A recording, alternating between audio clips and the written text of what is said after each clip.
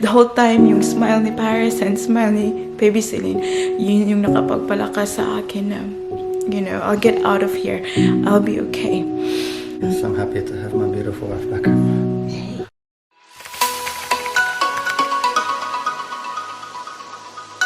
Hi guys, good afternoon. Welcome back to our channel. Happy, what day is it today? Saturday. Friday. Friday. Happy Friday, everyone. It is currently 1 o'clock in the afternoon, I think, and it is a sunny day today. It is very warm outside, isn't it? All the Melbournians are rejoicing today because finally they lifted the restrictions now. So the lockdown finished last night and we are able to go out again. Makakalabas na kami. So they opened the shops, hairdresser, hospitality, schools, and all that. So that makes everyone happy, of course. Because it is, sabi nga nila, it is freedom. Sabi ni Daddy Mike. So Daddy Mike just went out for a walk with Baby Celine while Mommy and Ate Paris getting ready. But you know what, guys? I'm just gonna share a very sad or happy or ano kayang matatawag ko sa story na to, guys. So I know all the Melbournians are like, oh, you know, it's freedom. Everyone is, you know, enjoying, very happy and all. But for me, freedom is that nung nakalabas ako ng ospital kahapon. So I wasn't able to vlog for kahapon. Hindi ako nakapag-vlog kasi I spent most of the day sa ospital. Yeah, did you miss Mama yesterday? Yeah. So yesterday morning, I woke up with a very painful abdomen. So the left hand side ng aking tiyan, guys, it was very painful. So I woke up around 6:30 in the morning, and kaya ito yung tinatawag ko na na freedom, guys. Ito yung tinatawag ko na freedom kasi nakalabas ako doon na buhay. So, di ba nga sa Daddy Mike sleeps sa couch na to. Dito siya natutulog. So, I went out the room and ginising ko siya. Sabi ko, sobrang sakit ng tiyan ko. And obviously, nagpanic din si Daddy Mike kasi never akong nag-complain before na sumakit yung tiyan ko or whatever. And tinry ko na parang baka ma-okay lang to siya. Magiging okay rin ako. Hindi ko na kailangan pumunta ng ospital. But then, Daddy Mike called the ambulance kasi it was really painful talaga, guys. Sobrang sakit na niya na hindi ako makapaglakad ng straight yung katawan ko. So, gumaganon ako pag naglalakad ako kasi masakit nga siya. And we called the ambulance and for some reason, I think, ewan ko kung ano yung rason, but the ambulance people, they called a taxi. Kasi nga, di ba, hindi nagda-drive si Daddy Mike. So, hindi niya ako madadrop sa ospital. And we don't really have family around us. So, wala kaming matatawagan ba. So, Mommy had to go to the hospital by myself in a taxi. And sobra akong alam ko masakit yung tiyan ko, but at the same time, like, hindi ko alam yung nararamdaman ko kasi maiiwan ko yung mga anak ko dito. So, Ate Paris was still in bed when I left. I gave her a kiss na parang kasi hindi ko alam kung kailan ako makakauwi because that pain was just excruciating. Like, sobrang sakit niya talaga. And normally, si Baby Celine kapag nagigising siya sa umaga, parang paiyak-iyakin siya. But then yesterday morning, nung lumapit ako sa bed kasi paalis na ako, she was smiling at me. And yun talaga yung pumasok sa isip ko, yung smile niya. Yun yung nakapagpatatag ng loob ko na, you know, I will be okay, I will be fine. So I was in the taxi with the, you know, abdominal pain. I had to go there by myself.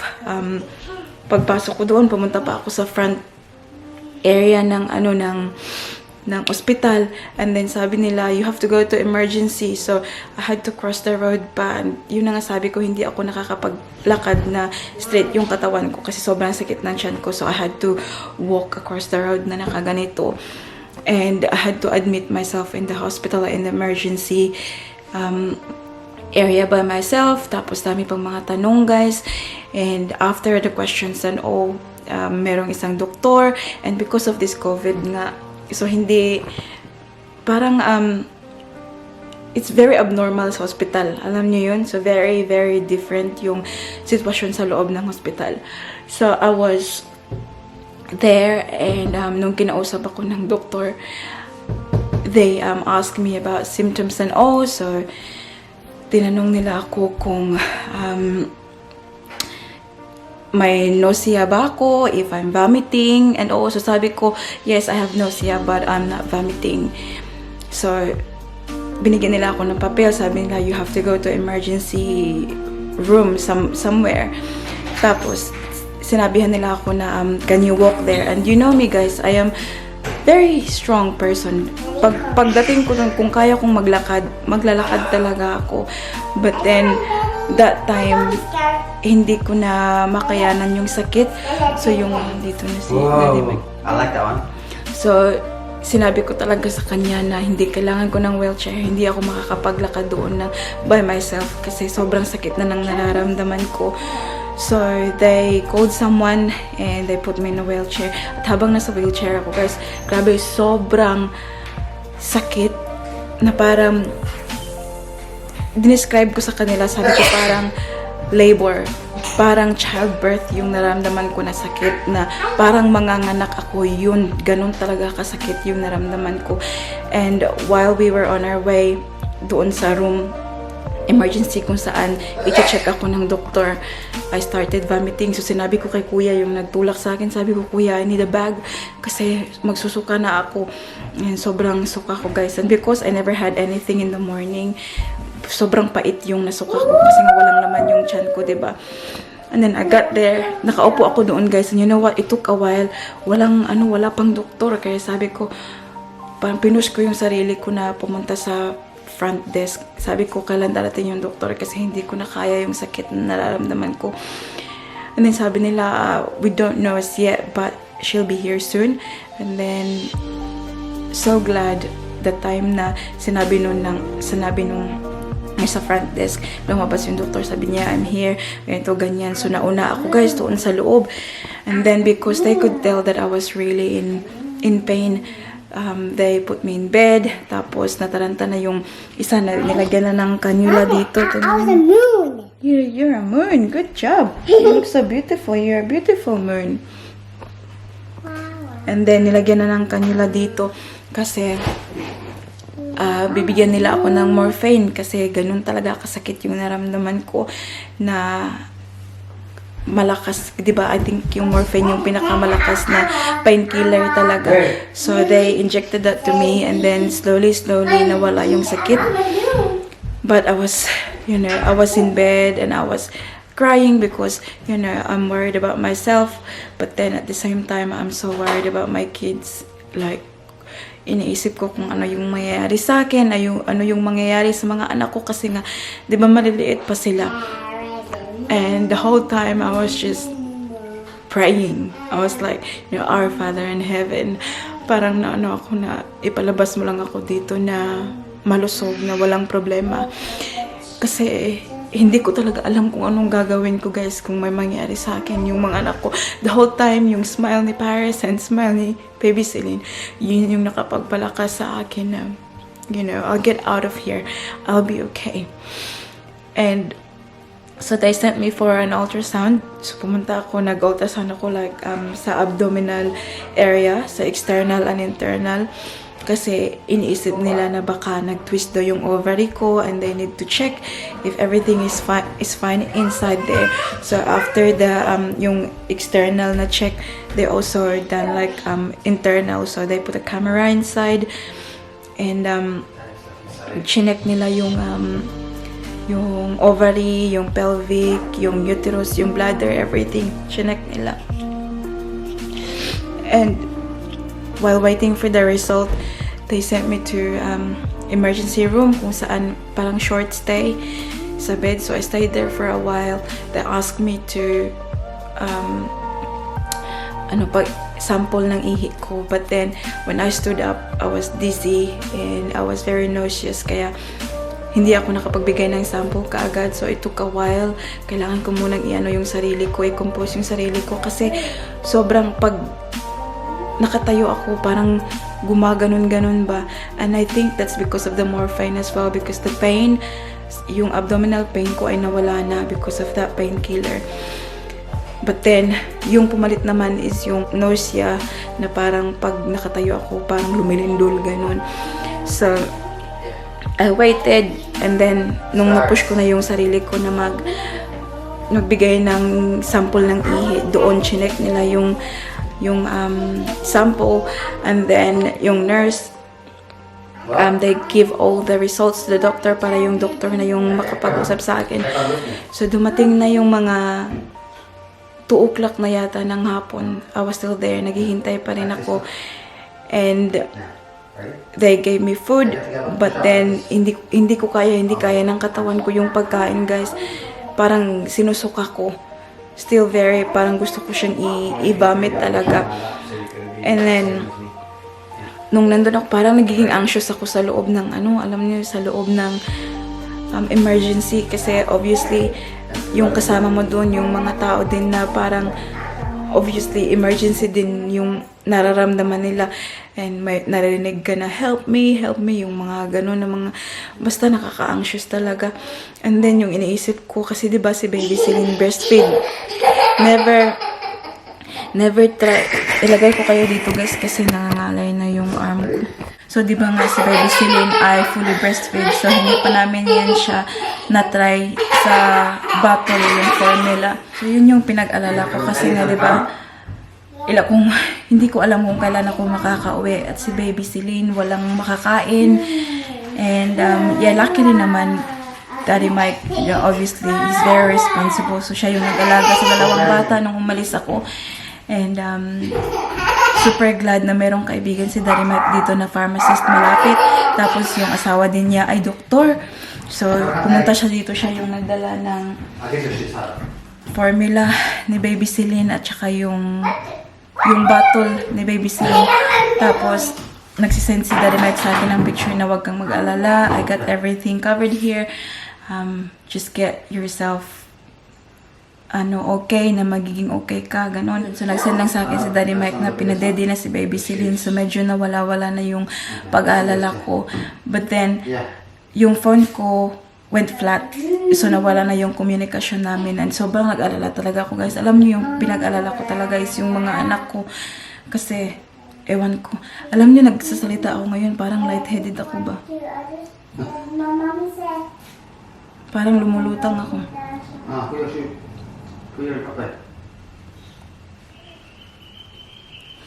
Anyways, so yung kahapon, long story short, so nakauwi ako kahapon ng hapon. So I spent most of the day sa ospital. And pinauwi ako ng doktor kasi sabi nila, yung ultrasound daw, it looks normal. So wala daw silang nakikita ng abnormality sa ang tawag dito sa ovary, sa pelvic, sa bladder, sa everything. Wala daw silang makitang anything wrong. The only thing na nakita nila was sa aking ihi, yung sample ng ihi na binigay ko sa kanila. Thank you, sweetheart. Thank you. Mama will come out shortly. Sabi ng doktor sa akin, they're happy for me to come home. Yung nakita nga lang daw nila doon sa ihi na binigay ko is parang a bit of blood. So, sabi ng doktor, wala talaga daw silang masabi kung ano yung naging dahilan ng pain nung pagpunta ko ng ospital. But they're saying it could be kidney stone na napas ko na raw kasi hindi na daw nakita sa ultrasound.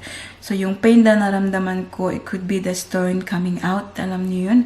And dahil doon sa blood na nakita nila doon sa urine sample, yeah, it says that parang kidney stone nga daw na napas na, kaya hindi na makita sa ultrasound.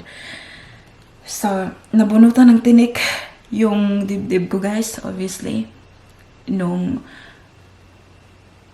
sabi ng doktor na pwede na akong makauwi. Pag uwi ko kahapon, it was a surprise for Daddy Mike kasi nga flat yung phone ko, so hindi nila alam na uuwi na ako. And then pagka uwi ko dito, guys, oh my God, nung makita ko si Baby Silly, nasa floor sila ni Baby Paris, nanonood ng TV. Sobrang humagulhol ako sa iyak. Sabi ko sa sarili ko, from now on, I'll, you know, look after myself better. Kasi, sobrang sakit, guys, na parang hindi mo alam kung makakalabas ka ba ng hospital na okay, if they have to keep you in there for a while. Paano na yung mga anak ko dito, si Mike, alam niyo yun. So, yun na nga.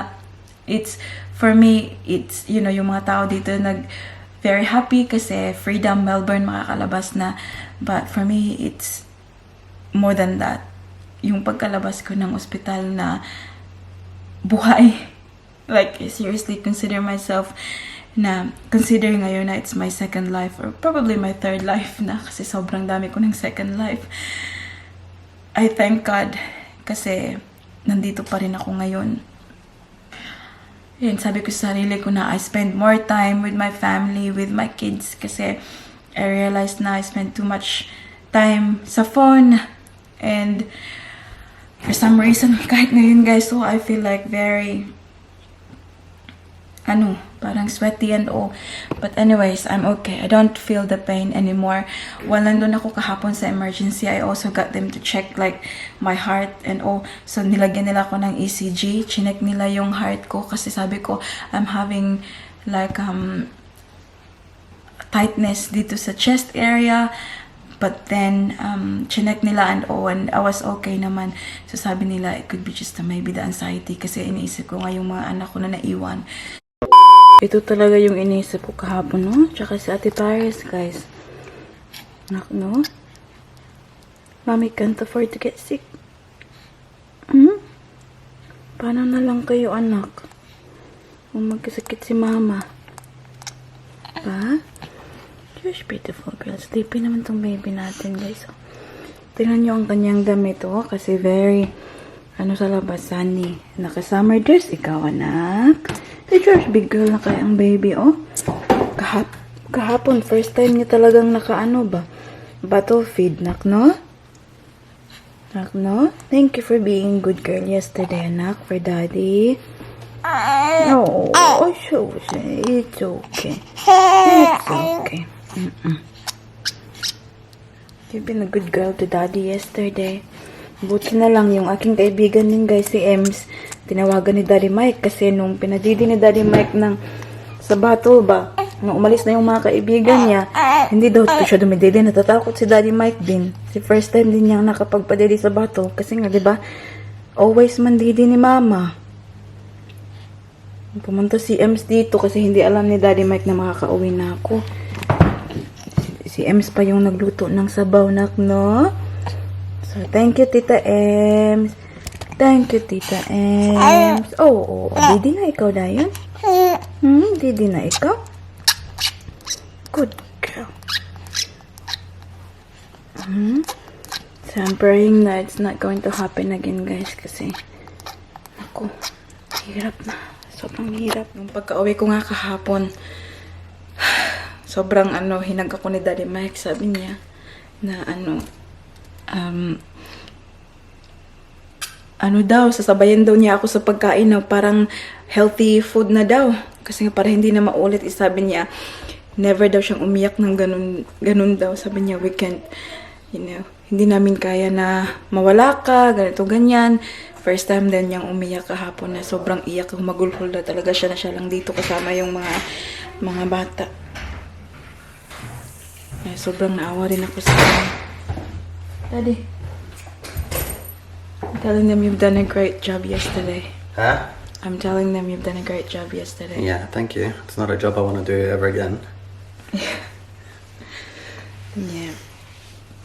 But you happy Yes. now? Yes, I'm happy to have my beautiful wife back home. It's beautiful girl. You love her, my Ben? Yeah. So, yeah, that's it. So, from now on, kahapon, nagkumain kami. Sabi nila, Mike, hindi na mag-asin kasi natatakot na. Lots of water. Binibigyan ako ni Daddy Mike ngayon ng tubig every time. Baka nakahanda na yung niya, galon tubig sa harapan ko all the time ngayon. Kasi make sure na uminom ako ng tubig. Kasi I admit, I'm so bad with drinking water, guys. Lalo na pag hindi ko nakikita, hindi talaga ako uminom ng tubig. And eating salty processed foods. Yeah, processed foods. Alam niyo na, mga natin, pagkain natin. Mummy's jacket time too.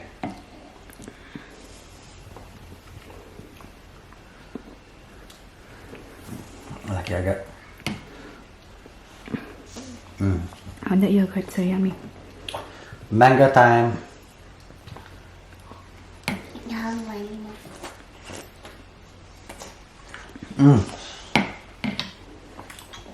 Mango time. I love the mango. It's so sweet, isn't it, honey? Yogurt time. Mummy's mango time first.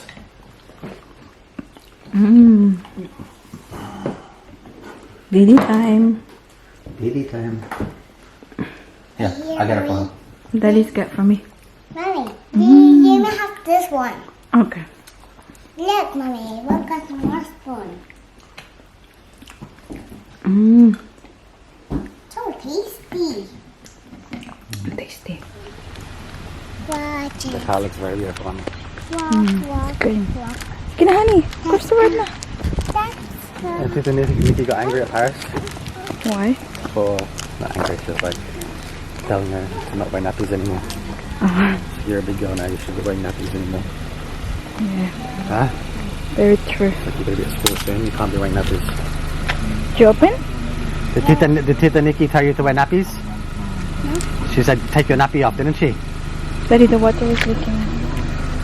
She said because you're a big girl now, not a baby. Yung baby girl ay sleeping. Oh, siksik itong baby girl. A few moments later. What is it, anak? Fish. Fish. The big fish. Tingnan niyo, guys. A big, big. A massive fish. That is the fish shop. We're at South Melbourne Market. So, after sobrang tagal na kami. I don't want to have that one. It's too heavy. It's too heavy, yeah, I know. That's too big. So, Daddy Mike is buying fish, guys. Maganda lang fish para sa kidney. I want one big fish. What is it, na? And how he get home? What is it? How It's good to see South Melbourne Market open again.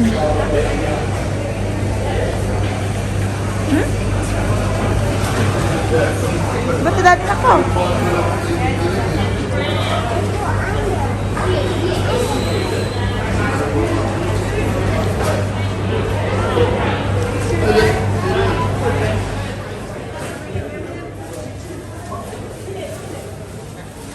I like the red or the green grapes? Green? Red? This one? Tulog na tulog pa ang isa.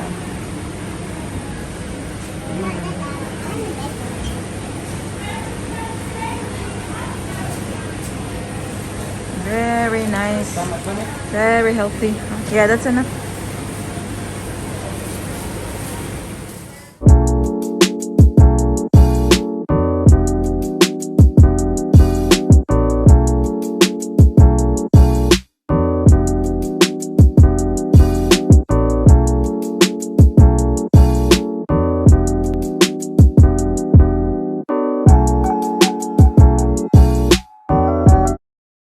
A few moments later. Someone is doing tummy time. Ooh, lift your head. Come on. Come on. Good girl. Good job. Well done. Well done. Yay. Go, Celine. Go, go, go, Celine. Big girl. Big girl.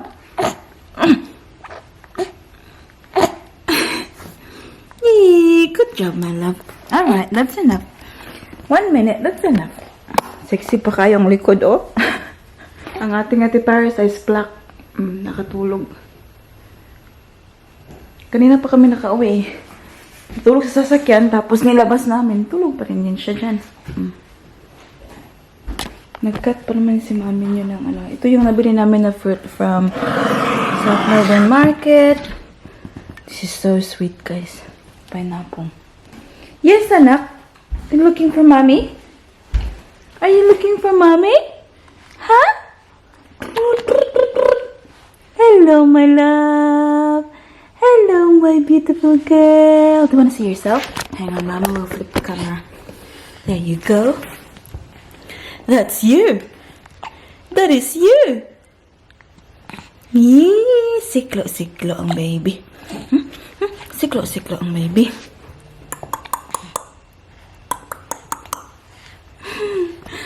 Alam nyo, inilabas ko yung mga yung mga damit na gusto kong labahan kasi gusto kong dalhin sa laundry ba. Para para ma-dry siya kaagad. Kasi today, maganda yung araw, pero alam niyo bukas and the next days ay maulan. Kaya gusto kong labahan yun. At meron din tayong lakad bukas, so hindi natin magagawa. So, anyways, we'll see kung makakapunta pa tayo doon. Mamaya, nak, no? Pinadedi ko kasi to siya, kaya nilabas. Anak, did you like your daddy, anak?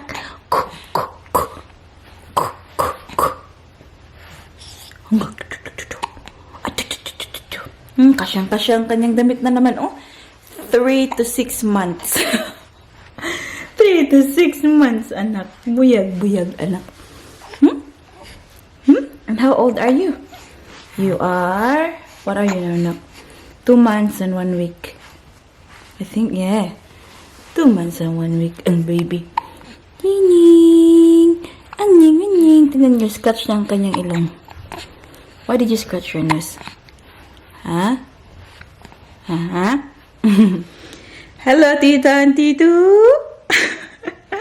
Aalis muna kami, guys. Nagising ang ating baby girl. Say hi, nak. Hi. Nagising siya. Kasi narinig niya, sinabi ko na may pipick upin kami.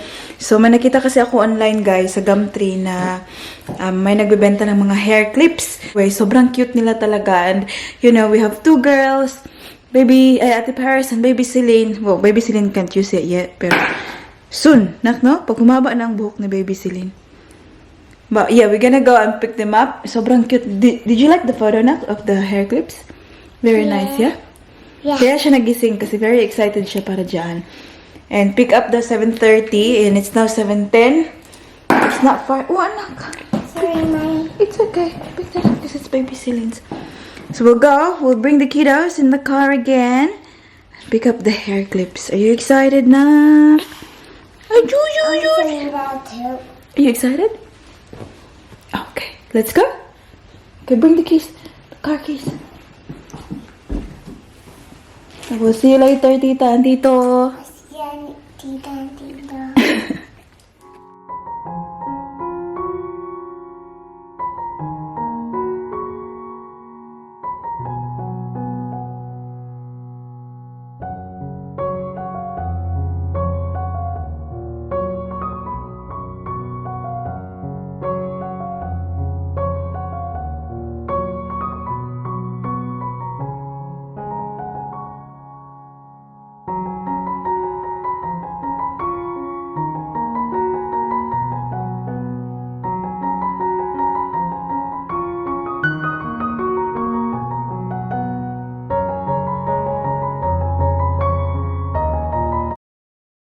Time check. It's now... What time is it? Maybe 9. Huh? Maybe 9? It's nearly 10 o'clock ngayon, guys. Kaka-pick up lang namin kay Daddy Mike sa laundry kasi dinap namin siya doon kanina para maglaba kasi sobrang dami na naming labahin. And ito siya. And now he's finished. And now he's finished? Ay, naintindihan ni Paris ang aking Tagalog. Come on, anak. Okay. Sure, tita. Okay, anak. Gusto na nito matulog ba? Sure, tita, quickly, your hair clips. Ito yung pinick up namin kanina ng mga hair clips, guys. Tingnan nyo. Sobrang dami. Okay. Oh, shush, yes, baby girl. Show tita and tito the hair clips. Move a little bit, anak. Wow! Wow. Tingnan nyo. So, lahat ito, guys, binenta niya ng $50. Tapos, sabi ko, pwede 40. Mommy. Kaya yun, nakuha namin ng 40. Look at this shiny white one. Yeah. Oh, shush, baby girl. Which one is your favorite? Ito, sleepy na to siya. Dalhin ko na to siya sa bed. Oh, yes. I'm more like this one because this one is a beautiful thing. Which one? This one. The hard one. Oh, is that your favorite? I mean, What else is your favorite? Show me. Excited na excited siya. two. Oh, nice. Why? Tell me, why is that your favorite? Because I like it. Okay, that's easy. Mommy. Ito yung like ko, guys. Oh, tingnan niyo. Para siyang Burberry na Mommy. print. Yes, na. I will smell. What's the smell? I can't smell anything. Ayan, focus siya. Oh. Mommy. I can't Excuse smell. my kuko. Mommy, I can't smell Meron anything. yan. And then, you shouldn't smell anything na. I smell Sobrang the- cute, guys. Grabe. Oh, dami, no? And sabi ko sa sarili ko, it's okay naman na, ganito kadami kasi dalawa naman silang gagamit. Alam nyo, naiwawala naman eh. Naiwawala nito. Look at this shiny one. Pag dinadala Look sa... at that shiny white. Yeah. I'll drop it. Pag dinadala sa school, nawawala. Hindi na nakakabalik. Do you know these ones are cool and Na, these? meron pa yung isa na parang Burberry. Sarap ang, tingnan. Hindi. So this is blue, and this is Yung brown. blue raspberry, and this is orange mango. Tingnan nyo. Oh, let's see which one Tulog is na it. tulog. Oh Matulog na yes, siya. it's pineapple. So cute. Are you happy? And look at this Hi, pearl. did you say thank you to mommy? Thank you, mommy. Look at mommy when you say thank you now. Thank you, mommy. Look at mommy. Where's mommy? Yeah, you tell me. Thank you, mommy. You're welcome, sweetheart. I love you. I I love you. love you, Very nice, yeah? mommy. I got a little pearl. Yeah. Time check, everyone. It's now... Oras. What's the time? 10 o'clock. Hindi ko alam. 11 o'clock na ngayon, guys. Dito kami ngayon sa... sa bathroom ni Ate Paris kasi nag-toothbrush kami. Ang ating baby Celine ay tulog na. And show me your teeth, babe. Is it clean now? Baby? Good girl. Anyways, i-end na natin yung vlog dito, guys. And, ang masasabi ko lang sa... sa experience ko sa nangyari sa akin kahapon, it was actually an eye-opener sa akin na, life is short. We have to live our lives to the fullest and, live a quality life and, spend more time with your family and your loved ones. Kasi totoo nga yung kanta ni, ni sino ba yun? Meghan Trainor. No, we're not promised tomorrow. So yeah, we're not promised tomorrow. Hindi natin alam kung kailan tayo. Hanggang kailan tayo dito sa mundo. So, yeah, I'm just very happy and grateful and blessed na nandito ako ngayon. And hopefully, we'll be healthy and, we'll try to live a healthy life and healthier lifestyle. Ganun. Para walang magkasakit. Bawal magkasakit na. Ikaw na ba bawal? Yeah. Bawal? Yeah. You say it ba? Bawal? Bio. Bawal? Wow. Mag? Kasakit. Kasakit. Kasakit.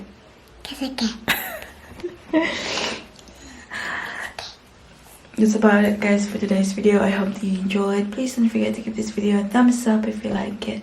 And make sure to hit the subscribe button to be a part of this family. And we hope to see you all in the next one. Don't forget to be good, and if you can, Bye. bye.